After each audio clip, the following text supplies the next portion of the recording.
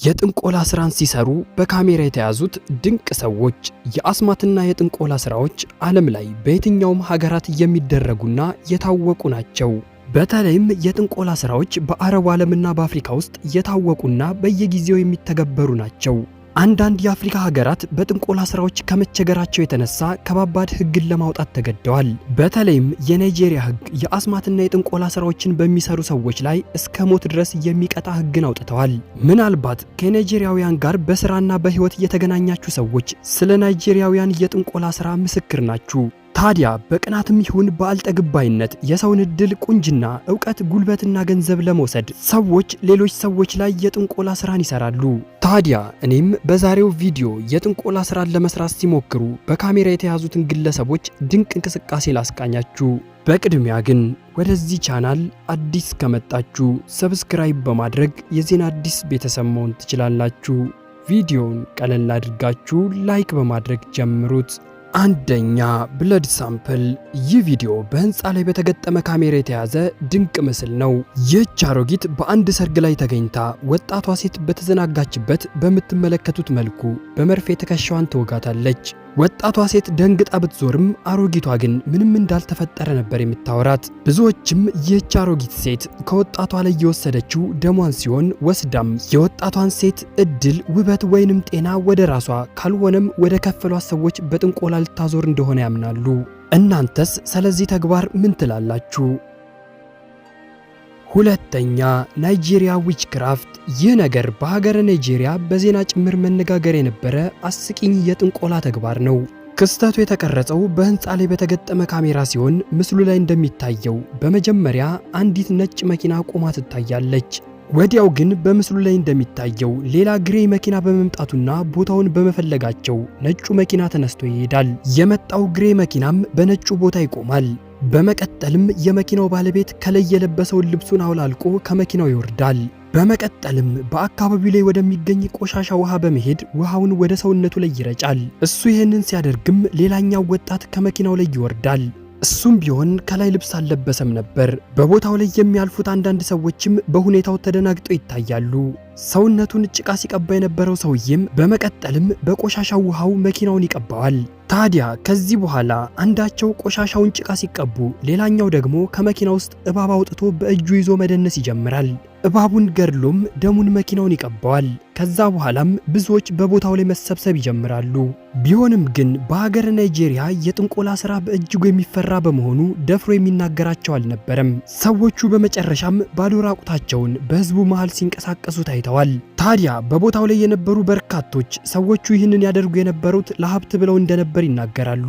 ታዲያ ስንቶቻችሁ የዚህ አይነት ነገር አይታችሁ ታውቁ ነበር? ሶስተኛ ኔይበር ዊችክራፍት። ቤታቸው ላይ በተገጠመ ካሜራ የተያዘ አስደንጋጭ ክስተት ነው። እነዚህ ሰዎች ለመጀመሪያ ጊዜ ለቤታቸው መኪና ከገዙ በኋላ ምንነቱ ያልታወቀ አካል ወደ ቤታቸው በመምጣት ሰላማቸውን ይነሳዋል። እንደምትመለከቱት አንድ ምንነቱ ያልታወቀ ሰው ሙሉ ፊቱን ጨምሮ ቀይ ልብስ ለብሶ መኪናውን ይዞረዋል። ይህ ሰው ሌባ አይደለም፣ ምክንያቱም ከመኪናው ላይ ምንም አይነት ዕቃ መውሰድ አልፈለገም። ከቆይታ በኋላም ሰውየው ተንበርክኮ አምልኮ ማድረግ እንዲሁም መኪናውን ምንነቱ ያልታወቀ ነገር ሲቀባው ታይቷል። በርካቶች ይህንን ክስተት ከሴጣን ስራ ጋር በተለይም ከጥንቆላ ጋር አገናኝተውታል። ምናልባትም ይህ ግለሰብ ጎረቤቶቹ መኪና በመግዛታቸው ቀንቶ ይህንን ባዕድ የሆነ ነገር እንዳደረገባቸው ያምናሉ። ብዙዎች ይህንን ካዩ በኋላም ፍርሃታቸውን ገልጸዋል። አራተኛ ኦልድማን ዊችክራፍት። ይህ ክስተት አሳዛኝ ነው። ክስተቱ የተፈጠረው በአንዲት ወጣት ሙሽራ ላይ ነው።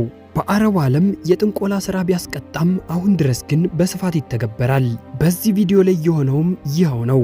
በዚህ ምስል ላይ በሰርግ ቀን ቤተ ዘመድ ከሙሽራዋ ጋር አብረው ይጨፍራሉ፣ ይዝናናሉ። ታዲያ ከጀርባ በኩል በውስጧ ተንኮል አዝላ የመጣች አንዲት አሮጊት ትክክለኛ ሰዓት በመምረጥ በሙሽራዋ ላይ የጥንቆላ ስራ ትሰራለች። እንደምትመለከቱት አሮጊቷ በሙሽራዋ ላይ ጭንቅላቷ ላይ ምንነቱ ያልታወቀ ነገር በማዞር አመድ የመሰለ ነገር ትነሰንስባታለች።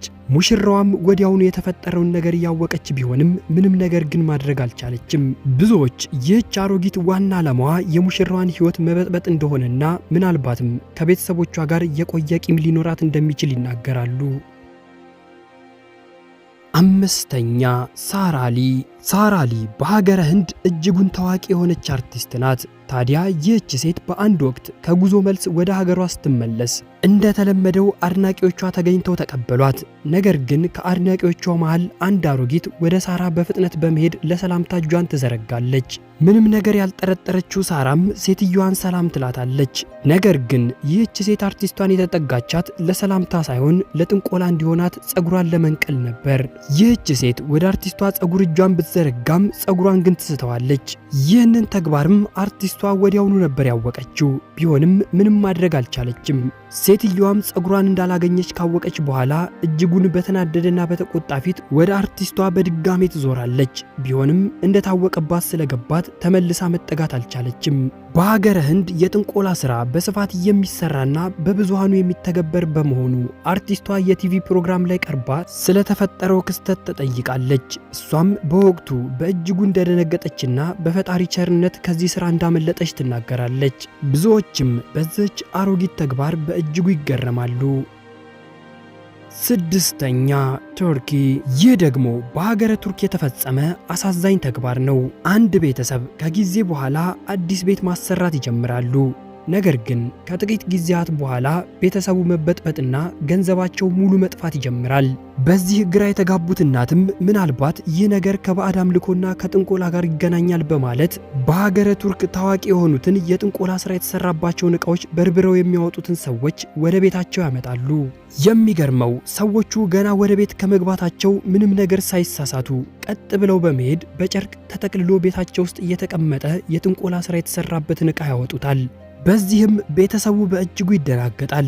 ጨርቁ ሲፈታም የጊንጥ ስዕልን ጨምሮ በርካታ ውስብስብ ስዕሎች እላዩ ላይ ተስለውበት ነበር። ዕቃውን በርብሮ ያወጣው ሰውዬም ስዕሉ ምን ማለት እንደሆነ ለቤተሰቡ ያስረዳቸዋል። ስዕሉ ብቻ ሳይሆንም በጨርቅ ተጠቅልሎ አንድ ምንነቱ ያልታወቀ ጥቁር ፈሳሽ ተገኝቷል። ይህ ቤተሰብ ይህንን ነገር ካዩ በኋላ ተቃቅፎ ይላቀሳሉ። ሰውየውም ይህ ስራ እንደሚከሽፍና እንዳይጨነቁ ነግሯቸው ወደ መጣበት ይመለሳል። ሰባተኛ ናይጄሪያን ኦልድ ውመን። ይህ ደግሞ በሀገረ ናይጄሪያ ቤት ላይ በተገጠመ ካሜራ በድንገት የተያዘ ምስል ነው። በቪዲዮ ላይ እንደምትመለከቱት አንዲት አሮጊት ሴት ከግቢያቸው ውስጥ በመውጣት የጎረቤታቸው በር ላይ ምንነቱ ያልታወቀ ነገር ሲቀብሩ ይታያሉ። ታዲያ ስራቸውን ከጨረሱ በኋላም በፍጥነት ወደ ቤታቸው ይመለሳሉ። ይህ ሰውም አሮጊቷ ሴት የጥንቆላ ስራ ሰርተውብኛል በማለት ነበር የሶሻል ሚዲያ ላይ ቪዲዮን ያጋራው። ብዙዎችም በአሮጊቷ ተግባር በእጅጉ ተናደዋል። ስምንተኛ ካራቺ። ይህ በሀገረ ፓኪስታን ካራቺ በተባለ ቦታ ሰዎች በስልካቸው የያዙት አስደንጋጭ ቪዲዮ ነው። በቪዲዮ እንደሚታየው ከላይ እስከታች በነጭ ጨርቅ ራሷን እየሸፈነች ትልቅ ሴት በጎረቤት በር ላይ ቆማለች። ሰዎች እንደሚሉት ሰዓቱ በእጅጉ የገፋና በዛ ሰዓት ሰዎች የማይንቀሳቀሱ እንደሆነ ይናገራሉ። ቢሆንም ግን ይህች ሴት በጎረቤቷ በር ላይ ቆማለች። በሩንም ምንነቱ ያልታወቀ ፈሳሽ ተቀባዋለች። ሴትዮዋም ሰው እንዳያት ዙሪያዋን ትቃኝ ነበር።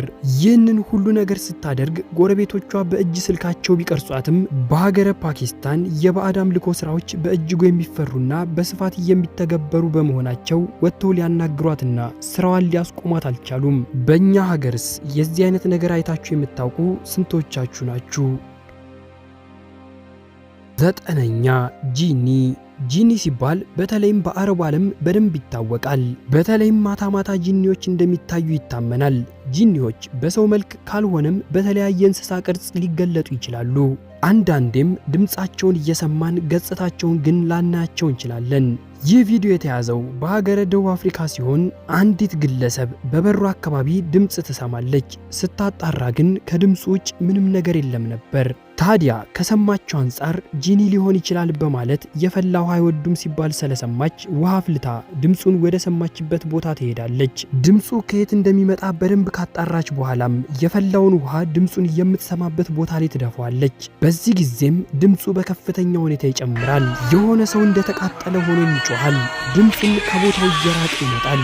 ይህ ቪዲዮ ከተለቀቀ በኋላም ዓለም ላይ መነጋገሪያ መሆን የቻለ ነበር። ውድ የዜና አዲስ ተከታታዮች ለዛሬው ያስኩላችሁ ቪዲዮ በዚሁ ተጠናቀቀ። በቀጣይ በአዲስ ቪዲዮ እስክንገናኝ ድረስ ሰላም ሁኑልኝ። ዜና አዲስ ሁሌም አዲስ